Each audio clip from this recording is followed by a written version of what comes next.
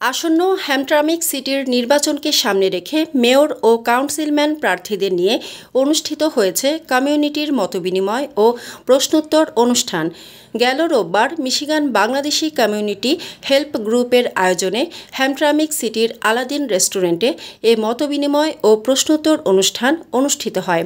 MBCH admin প্রধান দেলোয়ার আনসারের সভাপতিত্বে এবং মুন্নির রহমান ও জাবেদ খানের যৌথ সঞ্চালনায় অনুষ্ঠানে বক্তব্য রাখেন হ্যামট্রামিক সিটির মেয়র প্রার্থী বর্তমান কাউন্সিলম্যান মুহিত মাহমুদ, খান হোসাইন ও মিস্টার বাংলাদেশ।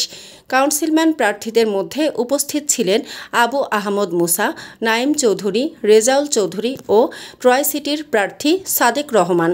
অনুষ্ঠানে আগত কমিউনিটির নেতৃবৃন্দের বিভিন্ন প্রশ্নের জবাবে প্রার্থীরা তাদের নির্বাচনী পরিকল্পনার কথা তুলে ধরেন।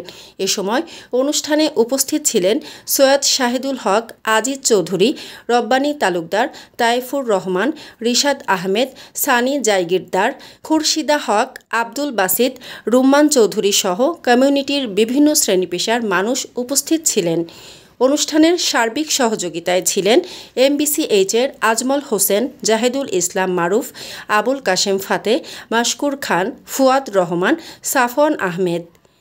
মানসম্মত হাঁস ও মোরগের চাহিদা পূরণ করতে আল আমিন হালাল লাইফ পোল্ট্রি রয়েছে আপনারই পাশে। আমরা হাঁস, মোরগ, কবুতর, কোয়েল, টার্কি ও খরগোশ পাইকারি মূল্যে বিক্রয় করি।